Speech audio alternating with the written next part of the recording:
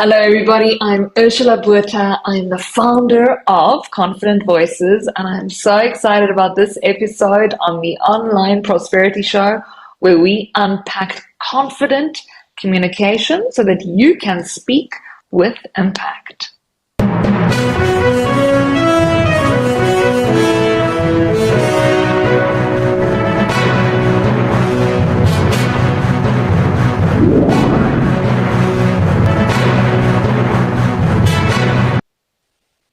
Now, welcome to yet another exciting episode of the Online Prosperity Show, your premium destination for exclusive insights from industry leaders. I'm your host, Prosper Taruvinga, and today we're going to be diving into the art of confident communication with a guest whose journey is as inspiring as it is transformative. Now, Ursula, how are you doing today? Prosper, I'm so excited to be here and talking to you. Thank you for having me on your show.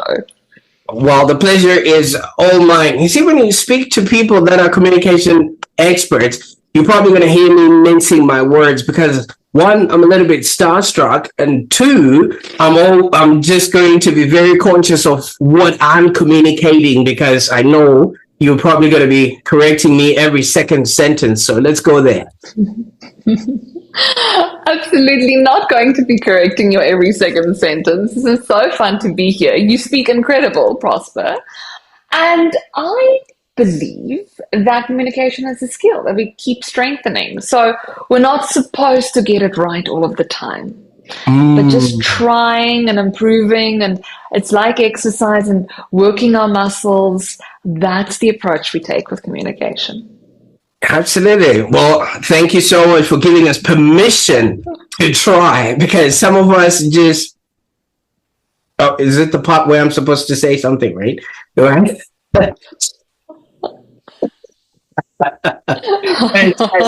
that are watching right now, I want you to imagine transitioning from a captive space or captive audiences on stage as an actress to empowering professionals in the boardroom.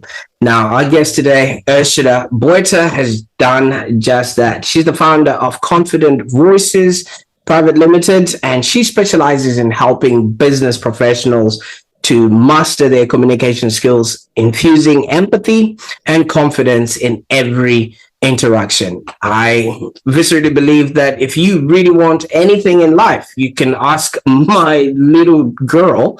You got to ask for it, or you got to communicate and, express yourself. So you can imagine even in business and life or in our everyday encounters, communication is the backbone of our own survival and the progress that we might actually have. So her mission is to reshape how teams and organizations engage.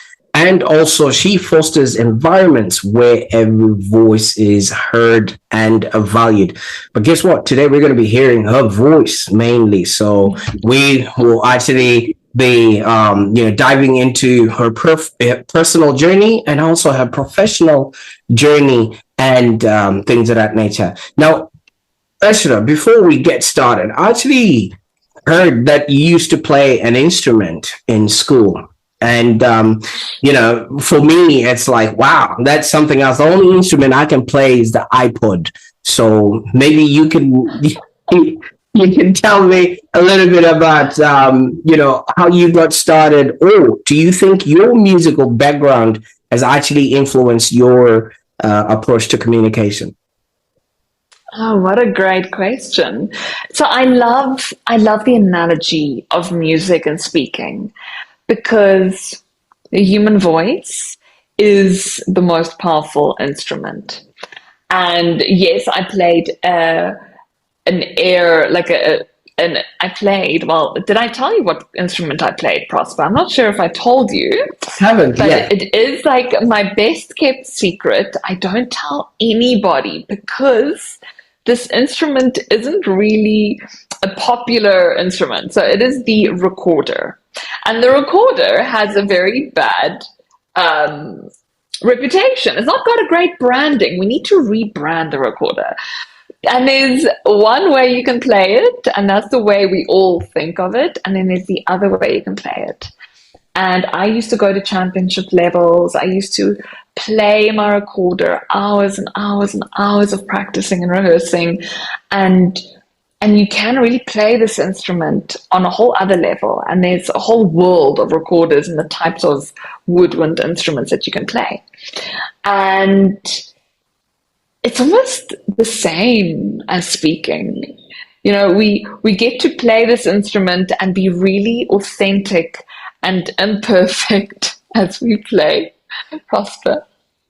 Oh, sorry. Did you just did you bring that recorder out there especially for this podcast? You see, I'm good at this. You should teach me. Maybe after this. Okay. I will have to teach you. I'll give you some lessons. But that's the thing. If you just say to somebody, go play your instrument, go play the recorder, oh my goodness, you will hear noise. It'll be noisy. Or because you don't want to play it, because you don't know how to play it, you'll go silent. So in the work that I do, it's all about giving people the sheet music, giving them the scales, letting people just practice the small parts and master the technique so that we can take our voices and transform it into a different way. So I'm very passionate about getting people to express. Prosper, we all know how important it is, especially in the workplace, to express ourselves and to speak with this confidence and with clarity and with competence. This is how we get buy-in. This is how we build trust and build relationships. This is how we really grow our careers when we're able to communicate that. And yet so many people struggle with that. And that's what this is about, is getting our voices out there, getting the tools, even it goes from having difficult conversations to whether you're doing presentations and you need to get that buy-in and that agreement, and just presenting yourself in the power that you are without sabotaging yourself. Absolutely. I quite like that. And that comes with a lot of discipline in and of itself. I mean, having to master the instrument, and you were talking about sheet music and things of that nature, you know what I mean? School must have been, fun for you then, because you must have been amongst the popular kids in the orchestra or in the music band or something like that. Oh, that's so funny. I was definitely not in the popular musical group. Interesting. Yes, I think all my music happened outside of school. It was almost like it took me into an external world, and I was extremely shy, Prosper. I was so shy, and making friends wasn't easy and natural. So I do believe that sometimes we teach what we need to learn the most. So I know that I practice these skills and use these tools because this was the hardest and is still sometimes so hard for me to do. And I know the effects of playing small, of holding back, of holding yourself back. And you just don't get to play the game of that growth and of bringing your gifts to the world. And that is what a communication links to, is really just getting your gifts out there. So we serve when we are able to express. I like that. And I like also the statement that you say that, we teach what we need the most. And you say that in the same breath as you having been shy, but a little digging tells me you were an actress. Actress people are not shy. They're extremely shy. Do you know why, Prosper? Do you know why? Because it's a lovely cover-up.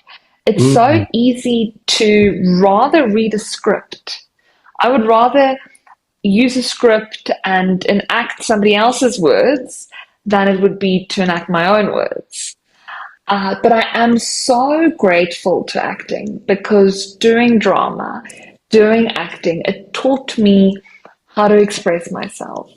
It gave me tools for communication, of how to use your instrument of the voice, body language, how to read people, storytelling, and the power of the imagination. There are so many tools from that world of acting that I've learned that I'm able to bring into real engagement. Now I always feel that I almost don't want to tell people about my acting background, because then you think, oh, is she just faking it? Is she just acting? And it's not really about that.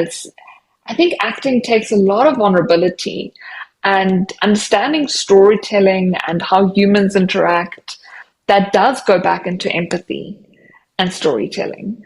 And as humans, we are hardwired for story.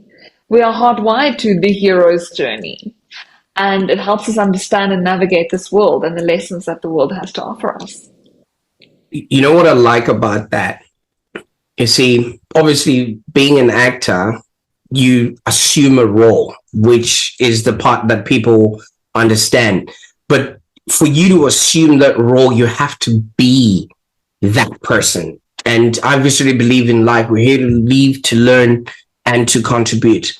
That level of contribution, when you're contributing in somebody else, like you say, somebody else's voice, feeling, and everything else, means you have to be very empathetic to understand another person in such a way that you become authentic in their own shoes. And I kind of find that very, very fascinating. Now, so many people would obviously just maybe think it's an acquired thing, but how did you get into all of that? The recorder, the acting, and just the performance of it all? Oh, thank you. That's such a great question. How I got into performance, it definitely stems, and I'm going to go back to being an extremely shy kid. So very, very shy. And I actually had an incident. So here in South Africa, our security, and it's known as not the safest place always. So when I was 8 years old, my mom and I got hijacked, and we got taken along this journey, held gunpoint.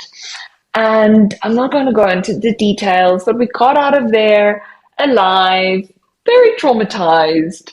But after that experience of knowing your life could have been taken away in a flash, that was the day I said to my mom, I want to take drama. I want to take drama classes, because my mom was begging me to take drama classes. She was begging me to get talking and expressing.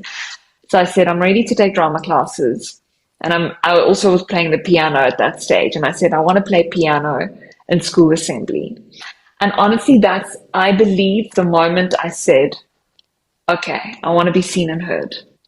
I don't want to shy away and hide anymore. I want to share these gifts, explore these gifts, and get into that.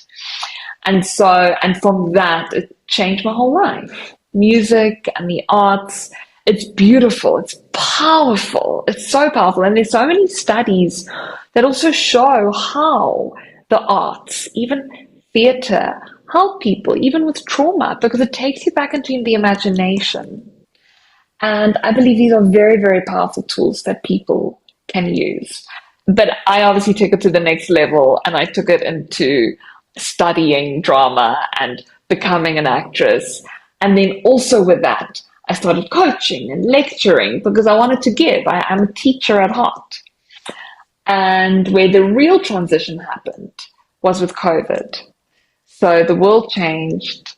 And like you were saying, Prosper, you're loving, making an influence, making an impact. And that's where I started creating more content online. Like we're online right now. I was creating content just to help people speak with more confidence. That's all. I just spoke about speaking with confidence. And then I started getting clients online. And it was really powerful businesswomen who reached out, and they said, now with COVID, we have to come online. We have to speak more. We can't hide behind our businesses. So isn't that interesting how they were hiding in their businesses, and all of a sudden they want to be seen and heard. And so I started coaching and came into this world, and it's such a gift to be doing this. I don't do as much acting work anymore just because my heart is so much in the training and in this space of helping people.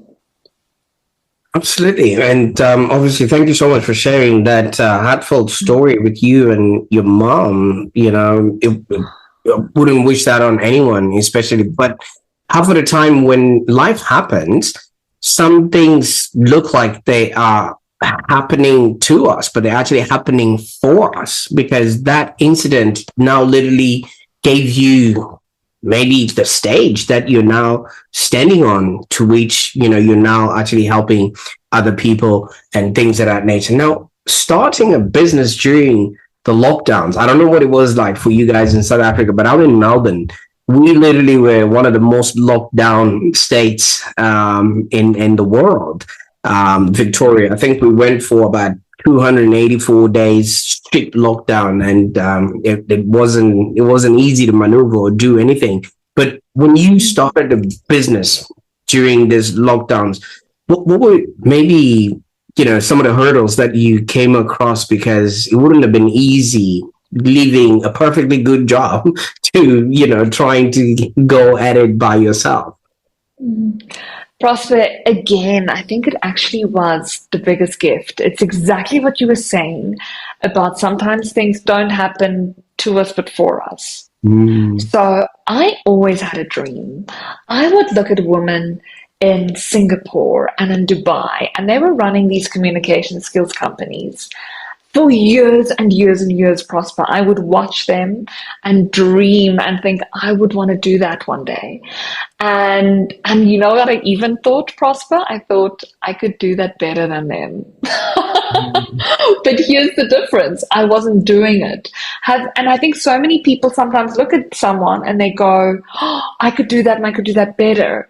But you're not doing it. You're not doing it. You're just sitting on the sideline. And so when COVID happened, we also in South Africa went into lockdown. Yeah. And I was living with my parents and they're elderly. So I put myself into an extreme lockdown. And this meant that I couldn't do my one-woman shows. A lot of my acting work went down. But I was coaching for another company and I was lecturing. So I went online and I was just doing my services online. And then that's why I created videos online. And then I started getting clients online. So I was very much in the online space where I started my business. Mm-hmm. But where my business really properly took off was when in South Africa, people started going back to the office. And then we lost a lot of our social human skills and we lost a lot of our confidence, and people lost a lot of their trust in other people and in themselves. And that's when I started going to organizations and just helping them again. Like I said to you right at the beginning, helping them to build the skill, just to strengthen the muscles again of communication. And then the beautiful thing is I discovered, wow, there are so many skills in communication that we can keep strengthening and keep working on to really, really get to the best of ourselves so we can have an impact. Absolutely. I quite like that. Now, there's something that happened during the pandemic, especially when people went on to Zoom. When you're talking to somebody, I mean, obviously it'll be different, but when you're talking to somebody face to face, you don't get to see a reflection of yourself.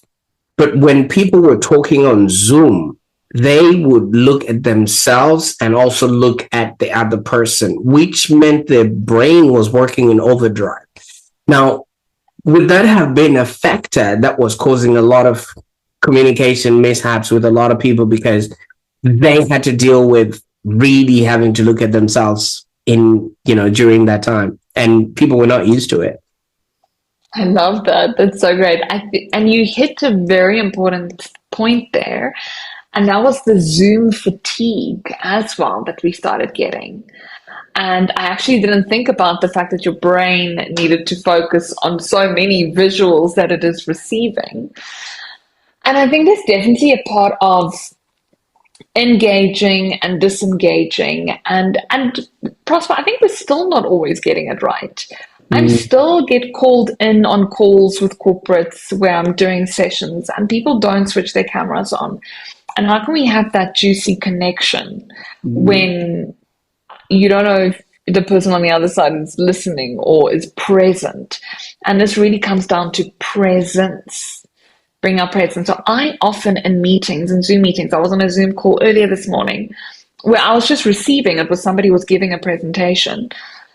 Again, most people's cameras were off, but I switched my camera on.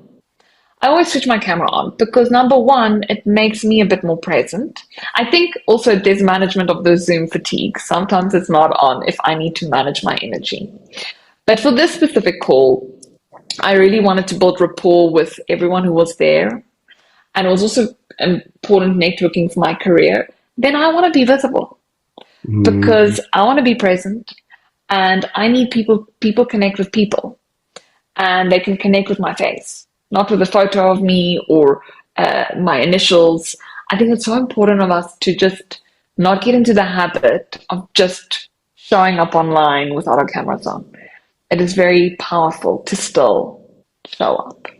Absolutely. And I've noticed if you're in a Zoom setup, people with their camera on are the ones that are usually called upon to communicate or say something. And if you really want your voice or your opinions heard, then obviously you got to show up for it there. Now, one of the things that you said was, there was women that were already established that you felt, oh my God, I could obviously maybe do better than them, or you were looking at them from a distance, but you went on and you won. Was that the Speaker Factor competition? Obviously showing everybody else who's boss, and that's a notable achievement in and of itself there, Ursula. Can you really share the story behind this victory and how it's actually impacted your career so we can celebrate with you? Oh, thank you for asking that. I love this question because this was a very special journey and actually it's very topical. So I am part of a professional speakers association of Southern Africa. It's called the PSASA. And for professional speakers, we're a community of trainers, coaches, keynote speakers, professional speakers. And I'm part of this association. And there are different global associations. And there is the Speaker Factor competition that this variety of associations would have. And I actually entered it when I was starting my career. So I entered it because this is now great. This is a great platform to start getting your voice out there, getting your work out there, being recognized.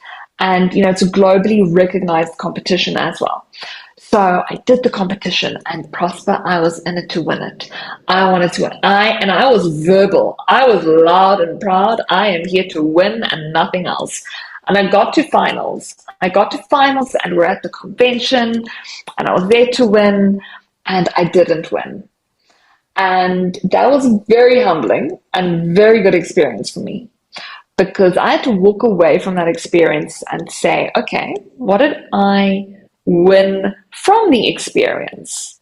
And I learned that I got exposure, I got practice, I got better at the craft, I started building a network, it helped me build and clarify my business. And then somebody said to me, but you should do the competition again. And I said, not a chance. My ego said, not a chance. I can't put myself out there again and not win again. Like, what if I don't win? And then the next year came and it was entries and I realized, what if I enter it not to win, but to grow? And that gave me permission to enter it again because I'm not there to win it. I'm there to grow. And in my vision for the impact I want to create, it's much bigger than just a competition. And I knew that this competition was a vehicle to getting me better. And so I did the competition, went through the rounds, and then eventually won the competition. But it was so incredible when I entered without this winning mentality, but growth. And here's the thing, Prosper. So when you win the competition, yes, you receive the trophy, you receive the prestige, but you also at the next year's convention, you get a keynote slot. You get to do a keynote on the main stage. And this convention was just yesterday. It was just over the weekend. And this was now a year later. I could do my keynote, which wasn't part of my prize, to my speaker colleagues, professionals who I admire, professionals who have gone before me and they're at the top of their game.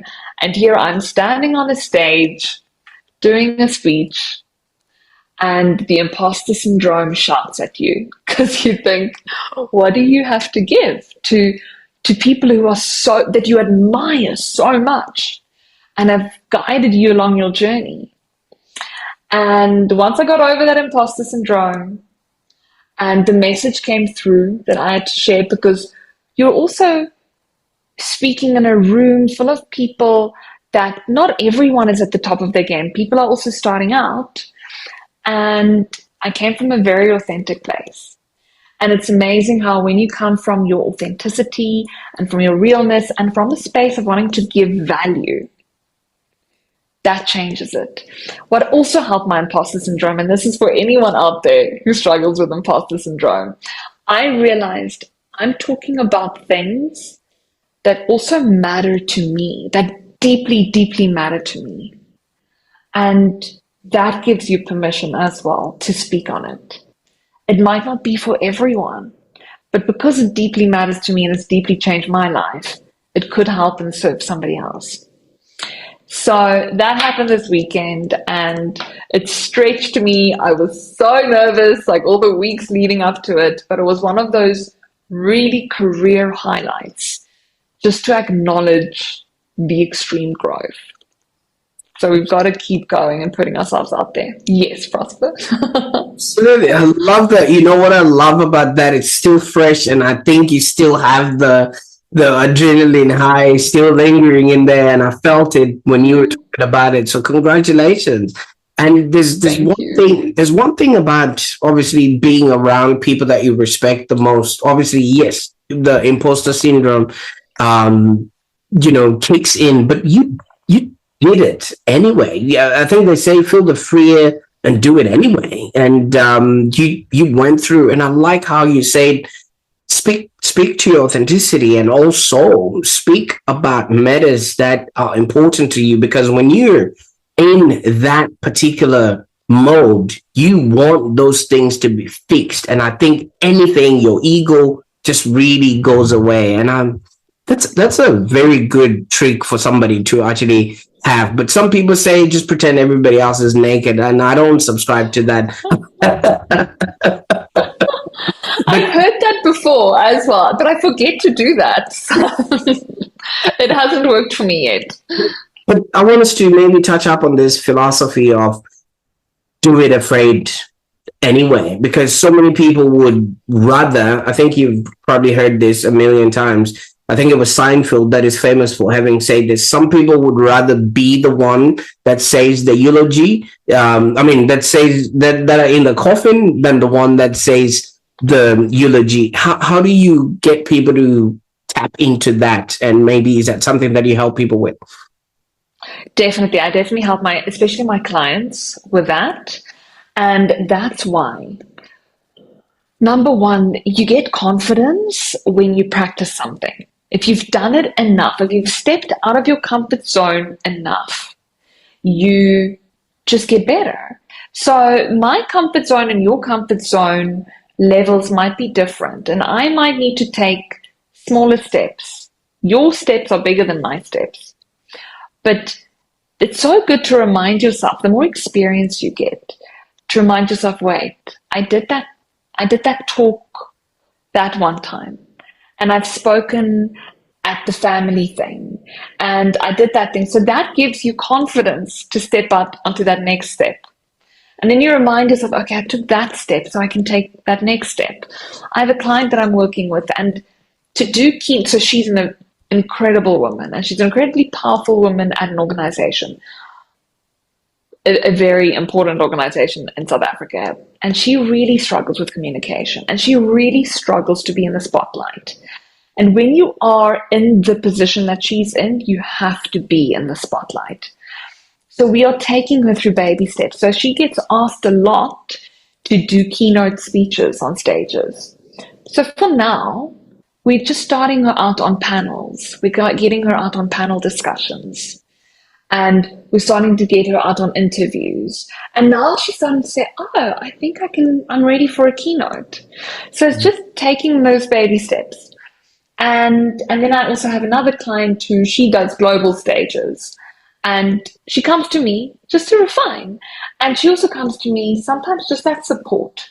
And she'll say to me, Ursula, and this is important, this is the lesson. She calls out her imposter. She says, Ursula, the story I'm telling myself, the imposter story, is that I'm going to stand on that stage and people are going to be like, but we already know this stuff. I'm not telling them anything new. And then I would tell her, but people need reminders. So maybe you're just there to remind them of what they already know.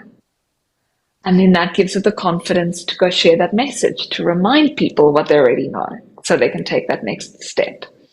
So yeah, we can use so many skills and techniques to just keep stepping out there. Fear, Prosper, it's so part of this process. And we have to just keep trying, because then that's how we grow and build the confidence muscle. Absolutely. You know what I like about this, Ursula, is I think you're drawing from your past, especially with acting. You know, like your client says, oh, I'm not going to be telling them anything new, and they probably already know about these things. But what if in the audience, they're hearing that information for the very first time? And it's like an actor.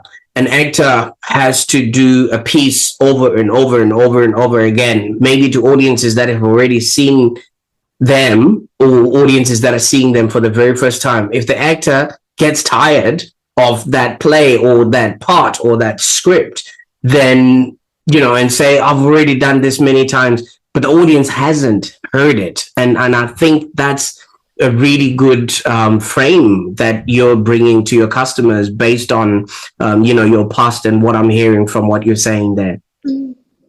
And, you know, you can even, I'm just thinking, it even works because a lot of this is also for sales representatives. Right. They often have to share the same story, the same product, and the same type of conversations. And it's just, you do get better at it. The practice and the skill makes you better at that sales conversation, presenting the product, presenting the need. So all of this is, I believe, it's during your reps. It's about doing your reps, getting better at it. That builds the confidence. And when we don't do our reps, we weaken the muscle. So we should never get overconfident. We should never get comfortable. Even people who feel they're confident, their communication is at a 9 out of 10, I don't think it could ever be at the 10 out of 10, because there's always something to work on. There's always some skill we can get, some part of the skill we can get better at. And I just want to invite our listeners to approach their communication with complete curiosity. Whether you're speaking to one person or to 100 or to 1,000 people, there is a curiosity in how you can express yourself. Absolutely. And while you were talking, you mentioned sales professionals, right? And I just thought there are so many people that could actually benefit from this. I mean, your company, Confident Voices, has worked with various professionals. What sort of industries or sort of roles have you found benefit the most from your services? Because I can only imagine even a doctor needs to have some sort of a good bedside manner. So that is communication in and of itself. Absolutely. I actually don't work so much with medical professionals, but where I do serve and where my clients are mostly are in financial institutions. And I work with a lot of the sales teams, the bankers who work in sales, because they have to present product. And we use storytelling techniques and ways that they can really help the client understand the solutions that they give, so we can have that emotional connection. I help, especially also in financial institutions, with the early starters. When you're entering your career, you're growing your career brand, and how to speak with that confidence and competence and credibility. And then I have a few of the smaller fintech companies who are on the map, who are growing, and I'd work from CEO level to managers to the sales team. So that's been on my journey who I serve a lot, and it's across the board. It is she, her, him, them, everyone. So we all get to communicate and express ourselves. Absolutely. I quite like that. Now, you keep referring back to storytelling, and somebody might argue, oh, I'm in a professional setting. Who's going to be there to listen to stories and, tales or things of that nature? I just need to tell them as, what they came here to know. And if it's a sales call, are they buying or not buying? Why would you want to tell stories? Because humans are hardwired for stories. It's how we understand. But it's about being a good storyteller, because you get storytelling and you get storytelling. Now, when you understand the principles of storytelling and how it links to emotional resonance, because remember, this is a quote you can write down: logic makes them think, emotion makes them act. So you want to combine the logical backup, bring the data, give the numbers, give the theory, but link it back to the emotional part, because that's where action is based. Humans are social creatures. We need to understand that. And even in our data storytelling, when we present data, it needs to have a story. You need to make the numbers tell a story. Otherwise, the person who's listening is going to switch off, and you're not going to get buy-in, and you're not going to get that credibility and that competence and that trust. So it is extremely important to understand how to use storytelling. Now, Ursula, somebody might also argue and say, I didn't have any stage training. I'm not an actor. I don't know anything about communication and things of that nature. I'm an introvert. And they might also argue that confidence is an innate, attribute, and it might not be, you can't teach that. I was just not confident as a kid, and that's just who I am. How do you respond to that perspective based on your coaching experience? So confidence is a skill that we develop. Confidence, actually, let's go back to what's the meaning of confidence. Confidence is from the Latin word confidere, which means it's a feeling of I trust myself. So we build the trust in self. These are all skills that anyone can learn. If I could learn them as the shy kid, anybody else can learn them. And we can keep developing and getting better at it. So that's the first thing I want to say to the skeptical out there. The second thing I want to say, because this is the second argument I get, Prosper, is I don't want to be confident because confidence leads into arrogance. And there is this fine line we walk with the confidence and the arrogance. And we just bring it back to value. So know your value. And that's why there are a lot of techniques we can use where you're not in the arrogance zone, but you're in the confidence zone. It's a different energy. It's a different resonance.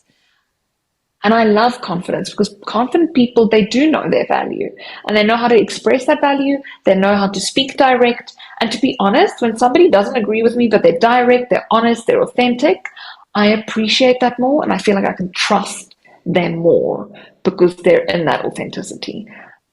And I don't think that comes naturally. That comes with practice, and that comes with seeing that in people and practicing that skill. Absolutely. You know what I'm picking up from what you're saying, and you're communicating eloquently, which obviously, had you not been, would have ended this podcast a long time ago. You're literally giving people back to themselves. Because imagine if you're a CEO and you can command your message, not command your people, but command your message, command a room, and you can actually get investment and things of that nature. Can you imagine what that would do to your ego and boost your confidence, and also boost your morale within the team members and things like that? That's the person who's leading us and things of that nature. I kind of feel like yes, people would have had it suppressed inside of them, but you sort of polishing it up and handing it over to them as a gift. And it's great to polish. I love polishing. Because I'm a perfectionist, and that's not always, no, it's not a great thing. But what's also beautiful in this type of landscape in this world is not only the polished voice and the polished message. Sometimes it's just about also bringing out the real message and the authentic and the bravery that comes in this work. And again, people resonate with that and they connect with that. And this is all things that AI can help us.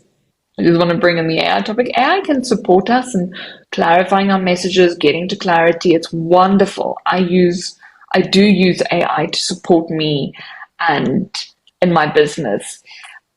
But the authenticity and our originality and our tone and our energy and what we speak, that can't be AI. That's humanized. And even with AI coming into the workplace, LinkedIn still rates in their top skills for leaders to develop under the LinkedIn Learning skills, the AI skills at the top, but public speaking is still under that top 15 list of skills that it's really important for people to develop. So this is important for all of us. I like that. I mean, and I like that you bring in the concept of AI. And when people look at AI, they just maybe following ChatGPT as the AI of choice, but there's so many other platforms that are sort of out there. And in today's sort of digital age, virtual communication has now become prevalent. Like you were saying, you can be speaking like right now. Who's to know who's going to be watching this and how many people are going to be watching this on repeat? And I was joking earlier and I was saying, whatever you're going to say from now on, Kenan, will be used against you on TikTok. Doesn't that then present the actual nerves that, yes, I might just be talking to one person, but once this is published, unless they delete the whole internet, we're never going to take this back. And that's why it's so important to understand the importance of your digital footprint. We all have a digital footprint, whether you are running your own business, whether you are the CEO of a company, or whether you have just started out. Go look at your digital footprint. And what that means is, what can I Google about you? And what do you want people to know about you and share and express there?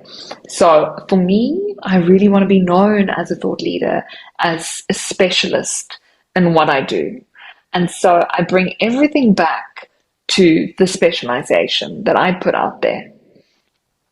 And I love video content. I love video content because that feels more authentic and exciting for me as well. Now, yeah, I think it's important for everyone to go think, because Prosper, before you meet someone, you Google them. You quickly Google them. My fiance, he sent me a LinkedIn profile of someone the other day that he had to go have a coffee connection with. And he sent me their LinkedIn profile and said, Ursula, please look at the profile. Just give me a feedback on what you feel and what you see. So this is how we are collecting data about each other and sharing about each other. So it's so important to be intentional about what we put out there. And the nugget that I always tell people, be intentional with giving value. Value in your field, in your expertise. If you're in banking and accounting, investments, medicals, really just share value or be known in that brand that you want to share, so that your digital footprint is in alignment with the career and the life that you are forming for yourself. Wow. I like that because so many people, do that as an afterthought. And before you know it, half of the stuff is already etched in stone.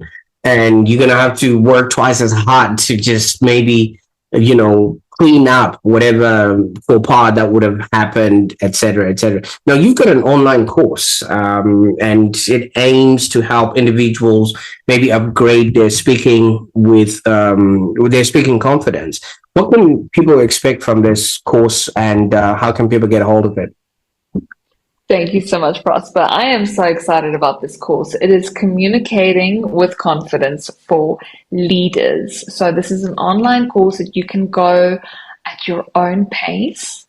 It has got different modules, everything from, speaking your elevator pitch to which links in with that branding to really tough Q&A interview questions that you might have after a presentation that you have to do at work. And there are these different modules that storytelling techniques, how to use your voice, how to use your body language, all these skills. And it's got exercises. And people can just go about it, and there's takeouts and notes and videos and extra resources for anyone who likes to geek out on confident communication skills like I do. And this course is available. It is actually launching very soon. I don't know. It'll most probably be launched by the time this podcast comes out, so that's fine. But it is available on my website and under online courses, under Confident Voices. Prosper, can I share that link with you? Absolutely. That it could be under the show notes. Absolutely, definitely. And I'll make sure that everybody clicks on that. We'll communicate it clearly that that's the intention right there. But I'm really excited for this because the more people can express themselves, I think it literally lessens the problems that people actually have, because 9 times out of 10 communication comes as one of the things that obviously stops negotiations from happening, relationships from forming, and things of that nature. And I feel like this is something that people really need to jump onto and stuff. Now, Ursula, I can't thank you enough for the time that we spent on the call today. And your life story and your experience have got so much that people can tap into and learn, especially when it comes to communications. But when we started, you introduced us to the girl with the recorder. Now, are we going to learn, or what's your thing about the recorder these days? Are you still playing it? I'm not playing it at the moment, no. But I do enjoy listening to it still. There's some great music out there. See, I was trying to learn a couple of tunes just so that I could, showcase to you what I can also do with the recorder. But let me not bother the audience and things of that nature. That's so funny. Great, that's hilarious. So fun. You've been on stages, you've won speaking competitions, and now you've got a course that you're creating and things of that nature. But what's next? You've brought us into your world now. What can we be excited about that you're working on that we can also be a part of? Oh, thank you for asking that. So there's so much next. But I am on a mission to get my courses credentialed. So I want accreditation for my courses so that people who do it actually can actually be very meaningful for them also on their CV and what they do. So that is my next step on credentialing that. And I've got some global visions and plans that I'm working on just to get this message out to more people. And Prosper, by the end of this year, I want to have a book out. So that, and it's not, but this is still the dream. This is still the vision. This is still the next step. But that is definitely a big dream of mine. Absolutely. Well, you've been on all those stages, and like you said, you were seeing those women, kicking goals, and now you're doing it. And two things: the global visits that you're going to do, is Australia going to be amongst that? Definitely, definitely. Fantastic. All right, so we'll talk about that. And you mentioned the book. When the book comes out, are you going to be launching it also on the Online Prosperity Show? Because if you say you're going to write a book, Of then you course. might as well expect to have first dibs on it. Of course, of course. There's no other way, Prosper. There's no other way. Thank you so much for having me. This was an absolute honor. I love talking to you, love your questions. And I do want to say, Prosper, you have a gift of getting information out of people. I shared things that I didn't know that I was going to share today. So thank you for your great questions.